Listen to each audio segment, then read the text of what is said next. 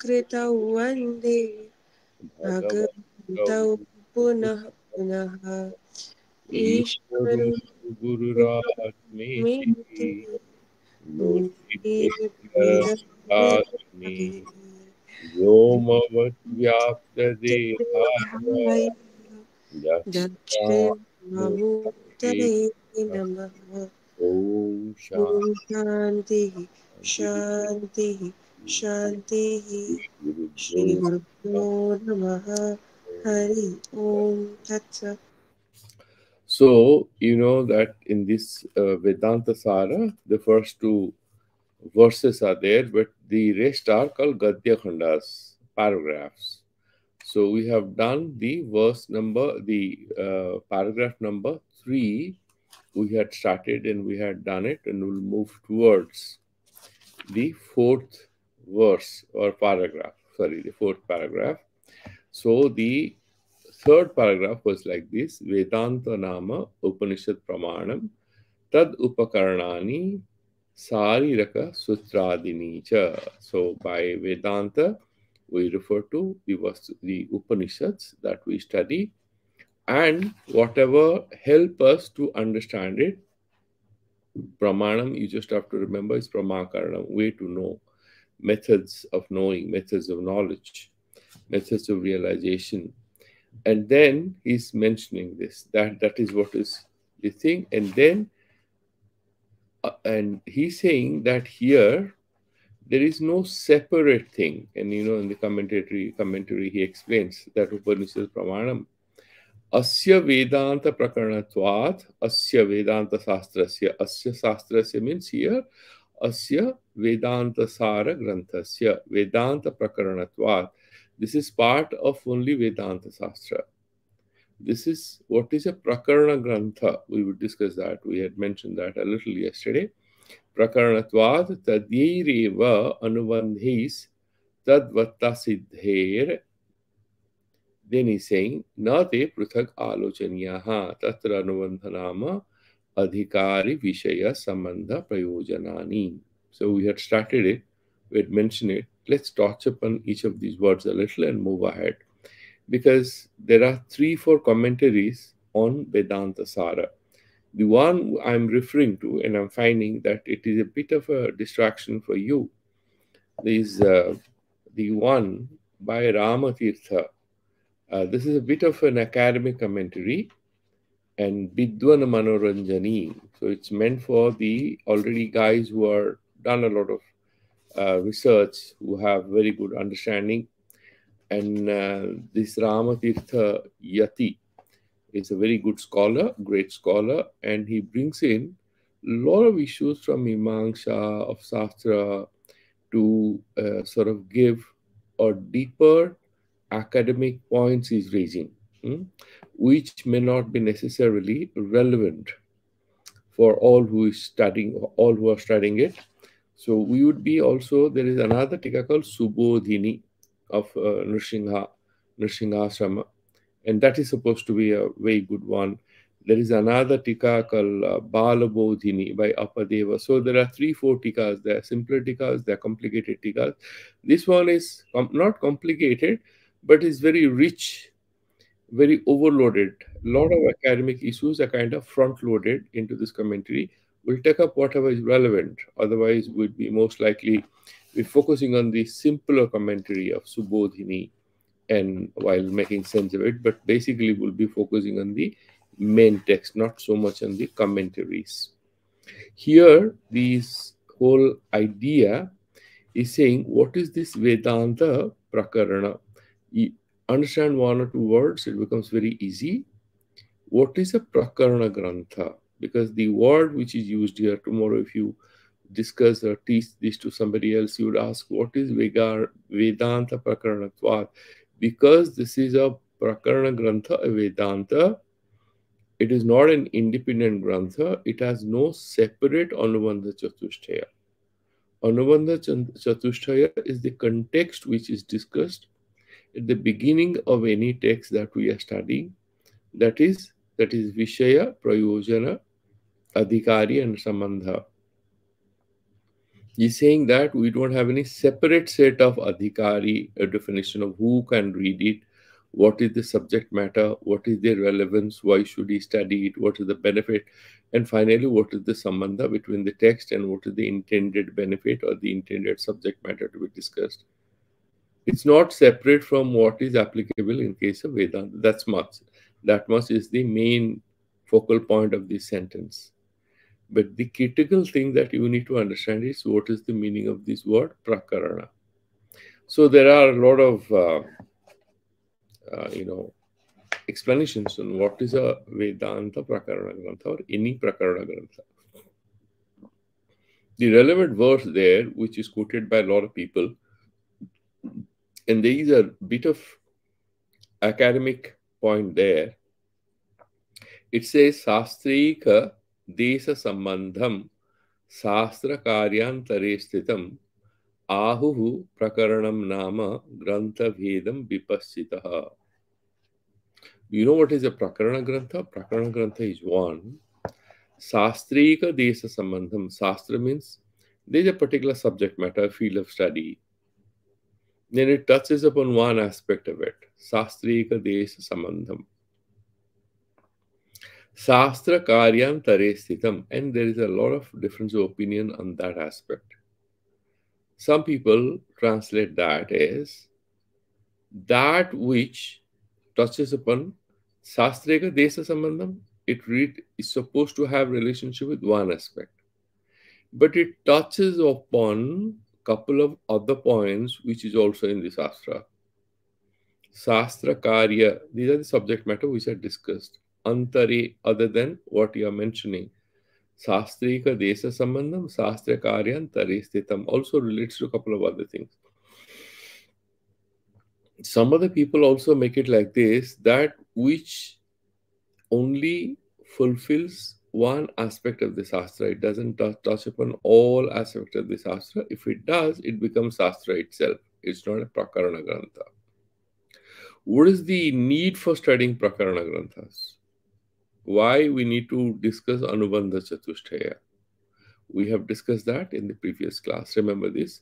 Anubandha Chatushtaya is mentioned largely the way you see advertisements for different courses. This is in order to create pravritti for Shastra Adhyana in the student. In order to sort of enthuse, encourage, motivate the students to take up the study of the Shastra, Anubandha Chatushtaya is discussed. That is what is mentioning. Tatra Anubandha Nama Adhikari Vishaya Sambandho Prayojanani. Now here, one might ask, before we go further, because he is flipping it. He's not starting with the word Vishaya. He's first starting with the word Adhikari. Because he thinks that it's more important to figure out who is the right kind of student. That is why he's taking the word Adhikari. Now, whom do you take as an Adhikari? He would mention that in the next paragraph. Here, to be very brief, just you have to remember that in case of Vedanta, some people may say that whenever anybody is born, especially as Dvijas, these twice borns, the ones who undergo this ritualized initiation of baptism in this Sanatana Parampara, the Traivanika, you can say, those who are twice borns, sociologically speaking. So they have three rinas at the very birth, the moment they take a birth. For example, the Brahmins and others have specifically three debts to be repaid. One is what? The Rishi Rina, the Deva Rina, and the Pitri Rina. You cannot get rid of them. So for yajnas and other things you do for repaying the Deva Rina. And for Rishi Rina or Brahma Rina, you do Adhyapana, you teach, you study. And finally, the Pitri Rina, you repay by doing Shraddha Karma, also by having a child who extends the bloodline. These are the arguments. This is how this commentator takes up an academic point. He answers well. The Upanishad very clearly mentions in the Brihadaranyaka Upanishad that the day you have very strong Vairagya, you can take to studies. You don't need to be a Grihastha. If there is a doubt whether somebody who is a brahmachari, who has not finished all his karmas, can he get into Vedanta? Because sadhana chatushtaya sampannaha, that he has already have vairagya, has he finished his repayment of debts? That is the academic question. He says, no, the Upanishad says that how do you know that you have not repaid the debt in the previous birth? You have to do grahastha dharma again and again, then you will never be able to complete it. In Bhagavad Gita, Bhagavan mentioned that a yoga bhrashta becomes reborn, Srimatam, Dhimatam Gehe. So he may be born in the house where there is great advantage in terms of jnana aharana. He may not have necessarily all the facilities to have a commodious living, to have a materially rich life, but he may have positive factors. Whatever is positive for a comfortable life are negative factors for a spiritual life. So he may have some positive factors for a spiritual life. People who turn spiritual, you'll always find there are some gaps in their life, which is kind of God given. These are God given because they have verily created these conditions so that they can strongly embark on a spiritual path. That's what is that small academic point. We need not get into the details. So, this Vedanta Sastra, all he is mentioning is that he would be one who is adhikari, that is discussed in the fourth paragraph now is discussing. Adhikari tu vidivat adhita veda vedangatvena आपाततः अधिगत अखिल वेदार्थ अस्मिन् जन्मनि जन्मांतरे वा काम्य निषिद्ध version पुरःसरम नित्य नैमित्तिक प्रायश्चित्त उपासनानाम उपासनानाम उपासना अनुष्ठानेन निर्गत निखल कलमसतया नितांत निर्मल स्वांतः sadhana chatushtaya sampannaha pramata. So we get into all the details, but last word is the main point that you have to take it. He's a knower, he's a pramata. Why? We are having a sastra. So he's a knower. The Sastrakara is giving importance to that word pramata. Because earlier he has mentioned Upanishad Pramanam, Upanishad. What is Vedanta? Vedanta Nama Upanishad Pramanam. So Pramakaranam Pramanam. Upanishad Pramanam. By studying Upanishad, by meditating on it, you actually gradual ascend to a good understanding of Vedanta. What is Prayojana? Obviously, you want to have liberation. So by pramata, prama means what is prama? Yathartha jnana. Somebody sees a rope as a snake, that is not prama. That is not yathartha jnana. That is a faulty knowledge. So that fellow is not a pramata. He by mistake is thinking he knows. He actually doesn't know. That is what he's clarifying here. Adhikaritu vidhivat adhita. First word is pramata, means he is not a bhranta. He is not a misled student. He is not an uninitiated who is a bundle of confusions, who is a wannabe, who thinks he knows or thinks he can know by whichever means. No, he's not like that. He's a pramata. That means he's a bhranta student, is not misguided. Therefore, he's saying what? Pramata, abhranta jivaha pramata iha vivakshitaha. The Tikakara is writing here with very strong words, emphasizing that abhranta jivaha. It means already he has truth orientation in him. That word is very important. Okay. Now, adhikari word we will unravel by looking at what he has mentioned, word by word. Vidhivat. Vidhivat means what? Is prescribed in the scriptures. He has studied properly. What does he study?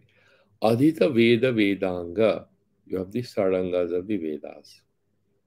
This fellow has studied his Sakha. You don't read all of Vedas. You read your sakha, you do the ucharana as per your parampara. Veda Vedanga, you might ask, that means I can't even study Vedanta Sara. I haven't studied all these Siksha, Kalpa, Nirukta, all these Angas I haven't studied. Veda I haven't studied. How can I study Vedanta Sara? Because in order to do, he's talking about the Anuvandha Chatushtaya for Vedanta Dhyana. And Vedanta Sara is not independent of Vedanta.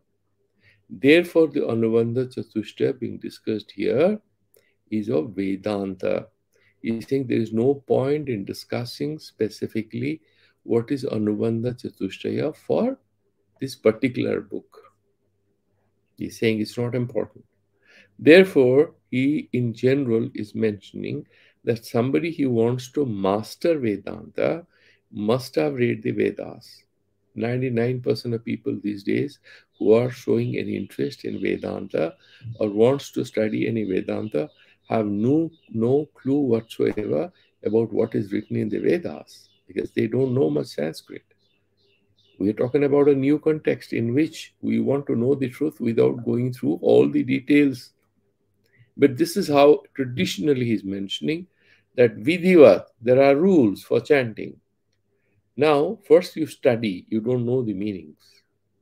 And then you meditate on the meanings of these sentences by going to the Vedanta Acharya. Veda Adhyeta, the person who studies it, are two separate kinds. Some people study all the Vedas and then do Karma Kandas. There are a lot of these Vedic people who do chantings and all the Brahmins. You ask them what is the meaning of this, they cannot explain. They said, we have studied it, we know the basic meanings, but the commentaries, the academic meaning of these sentences, we do not know. Any Purohit you hire for any puja, if you ask him what is the meaning of Purusha Shukta, can you explain? He may not be able to explain. But he remembers. He has done that partha, that is called Adhyayana. The Manana Chintana Vichara, it comes when you start doing either Dharma Jigyasa or Brahma Jigyasa. Dharma Jigyasa, Karma Kanda. Brahma Jigyasa, Upanishad. Study about the Vedanta Shastra. That much we have to keep in mind. So, Vidhivat Adhita Veda Vedangatvena, by studying this.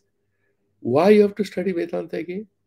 Apatataha Adhigata, Apatataha. There is Apata Jnana, Samanya Jnana. You basically understand what it means. We study physics, okay, we are taught the laws of motion, the Newtonian laws of motion. But once we go to the undergraduate stage or masters, we're studying many more things, not those three laws. We go beyond what is taught to us in school, same subject, but we study much more in an elaborate way. Many more issues come into our discussion. So he's saying, Apatataha adhigata akhila vedartha asmini janmani janmantareva. So you see, when we are talking about Jiva and his achievements, his failures, his weaknesses, his strengths, we are not focusing on this life. We are talking about Janmani Janmantareva, either in this birth or in the last birth, in some other birth. He has got Apata Jnana. Now there's a beautiful twist in the story. What is the twist? You may have read Vedas in your previous life. That is what explains as to why you are interested in Vedanta directly. So he's not making it mandatory that during this life, because if you pick up any particular Veda, I have talked to some students who do Veda Adhyana, it takes about 7 to 8 years. They have to mug up the whole Veda, whether it's Yajur Veda, or depending on the Sakha. He has to remember everything. That takes 7, 8 years. Then he has to constantly repeat it. Otherwise, he'll forget. Whole life is gone in that process. Where do you have time for studying Vedanta? May have done it previously. So you are doing Asmini Janmani Apatataha Akhila Vedartha. So you broadly, in a simplistic way, you know what is written there. You know the subject matter. You know the concepts. Once you've done it, after that, Asmini Janmani, now in this birth, Janmantareva, or in your previous birth, What have you done? You have to have that antakarana suddhi for Vedanta Chintana. You have to have, because Bhagavad Gita also says that you do a lot of Nishkama Karma, Ishwararpana Buddhi Upasana. Then Vairagya, Vividisha Sannyasa, you have Shravana Manana Nididhyasana. That is the process for Jnana Sadhana. That is about you have a Mukhya Sannyasi, you have a Gauna Sannyasi. The Nishkama Karmi, the Upasaka, these are Gauna Sannyasis. They are referred to as Nitya Sannyasis in order to motivate them so that they don't lose interest in what they are doing, but they are in the preparatory stage for entering into Vedanta sadhana. That is what we studied in Bhagavad Gita. So therefore he is saying, Akhila Vedartha Asmini Janmani, he has done it either in this Janma or previous Janma. He has understood Apatataha, broadly has understood what is written in the Vedas, then he has to purify himself. Therefore, that part is written here. Kamya Nisiddha Varjana Purasaram. He, having read Vedas, doesn't get interested in karma khandas anyway. Then he will go in that different marga. That he will go in the Pitruyana marga. He will do Upasana, he will go in the Devayana marga. Slightly better. If he goes to Brahmaloka, from there he can get liberated when Brahmaji, Pralaya Kala comes. He gives the final Upadesha along with Brahmaji, he also gets liberated. We started that in Bhagavad Gita. Therefore, he's saying, Kamya Nisiddha Varjana Purasana. He abandons Nisiddha Karma, that he will never do. What is Nisiddha Karma? Whatever is Pratisiddha, whatever is violative of the basic maxim of the Shastra, like killing somebody, doing anything which is Pratisiddha, whatever is not approved by the moral code of conduct is laid down in the scriptures. Now we can have a long debate about what is moral code of conduct, how much of it we have to do. By Pratisiddha, let's imagine whatever is violative of the basic dharmic code of conduct as mentioned in Manu, like ahimsa and dharma and tapas, all these are which are positive for spiritual ascension of consciousness. Anything against it is Pratisiddha. By Shastra says you don't do it. So he doesn't do it. Then what about Kamya Karma? Shastra says do it. So for example, he says, Jyotishtam jajeta swarga kamaha.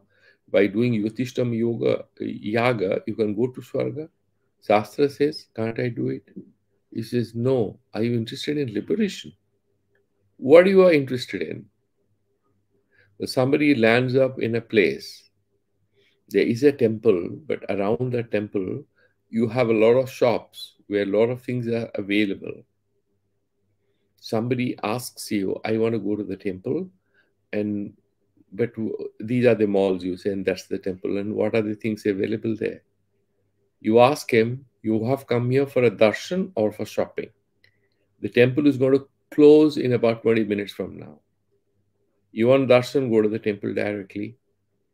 Once you have finished your darshan, you have done your visit, you have done your prayer, you're done with it, you come out, then you can explore the shops. You're going to the mall right now, you'll miss out on visiting the temple. It's going to close for 4 hours, it's already 11:40. 20 minutes is going to close. It's going to reopen at 4 o'clock. You're stuck here for 4 hours. The choice is yours. You can go to the mall after you've come out of the table. Therefore, he's saying here, Kamya Karma also you do Varjana. Don't do it. Why? Janma Mrityu. Good thing. You have a lot of punyas. That's also not good. So, Purasaram, what you do for Antakarana Suddhi? Yeah, Nitya Naimittika Prayaschita Upasana Anushthanina. So you know what are the beautiful things. What are the things which are useful for us? One is Nitya Karma. Nitya Karma, if you don't do it, you get Pratyavaya. Sandhya Vandanadi, daily rituals, if you don't do it, you're punished. If you do it, not necessarily elevated. But it's a precondition, like being timely in responding to mails, by reaching office in time. You do not necessarily get a promotion. If you don't do that, you're demoted. Next one, naimittika karmas are there for different kind of nimittas. Like on special occasions, you do special kind of pujas and upasanas. Some karmas are there. Prayaschitta, some papas have happened. Okay, you are not wise enough. You committed some mistakes. Should you break your head over those mistakes again and again? You are not your karmas. Your Atma. Things have happened. What do? Shastra says do some prayaschitta karmas like Chandrayana. So, the food quality, the food quantity, it increases with every day till the 15th day. Then again, it gets reduced, and there are certain rituals for this, certain rules to be followed for that upasana. A different kind of vratas and upasanas. You do these vrativa, avrativa. Is also clarified in the Shastras that whether you have done these upasanas or not, once you want to get into Vedanta, you can get in. But he's saying that these things are useful. Chitta prayaschitta upasana anushtanena. By doing these upasanas, and there are several upasanas in the Upanishads.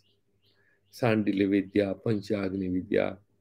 There's different kinds of upasanas, meditations. You do Om's upasana, Ahangraha upasana, Sambarga upasana. There are different, these words are there, and there are ways in which to meditate. Even your pranayama you do, that is upasana, meditation, upasana.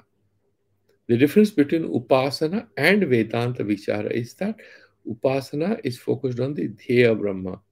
So you focus on mostly the Saguna Brahma. There is some bit of Bheda Buddhi. But in the Ahangra Upasana, there is very minimum Veda Buddhi. Still, minor Veda Buddhi is there because you are meditating on something which is different from you. And here, what? No. Here, we are talking about ascension to the next level. So, doing these Upasana Anushtanena, what you get? You have Chitta Ekagrata, unity of your focus, your mind is attentive. Then he's explaining this Nirgata Nikhala Kalmasataya. So you have flushed out all Akhila Kalmasa, all the darknesses, all the negative qualities in the mind. By doing upasanas, we are able to get rid of them. Nirgata means removed. Nikhila Kalmasa. Nirgata Nikhila Kalmasataya, by virtue of having flushed out all previous negativities, which are obstructions. These papas are pratibandhakas for jnana sadhana. They will obstruct, they will distract the mind, they'll pull us downwards. So these upasanas, this nitya and naimitika and prayaschitta karma and upasanas are useful. So we have purified ourselves. We have removed the obstructions. That is what, when you are doing a building, what do you do first? You do land development first. You clean the bushes and all kinds of unevenness which is there on the land. You look at the soil quality. Is it good soil? Is slossy soil? Okay, remove it, replace it with strong, good soil, like sandy soil, whatever. And then what? Then you erect the foundation. This is the development and foundational work, land development work. Prepare it for a building. So, Kalmasataya, Nitanta Nirmala Swantaha.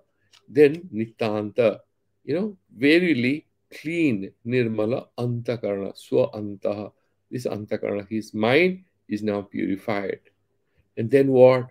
He is also Sadhana Chatushtaya Sampannaha. Sadhana Chatushtaya came Viveka Vairagya Samadhamadi Satka Sampati Mumukshitvam Tat Sampannaha. He has accomplished these virtues. First part is removal of obstructions. Second part is laying down the foundation. You do land development. You clear an access road. You develop the bushes and whatever. You clean them and remove any stones and stuff like that. You make it ready for construction work. Then what do? Okay, you lay down the foundation. That is the sadhana chatushtaya. You also have it. Then we'll do the uchara of the next verse. We have only so much time. So, in the next verse, he's mentioning there's a lot of academic discussion, but we are not getting into it. We are, or yeah, so this what is kamya karma he's defining in the next verse, but that will take a while. So we would stop here. We have hit the timeline. I would just mention a little how you are being able to do abandonment of the kamya karmas, because Shastra says you should do it.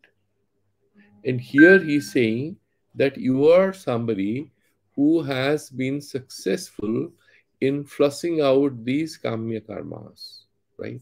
So you might have in your mind this doubt that how do I, anyways, how do I get rid of it?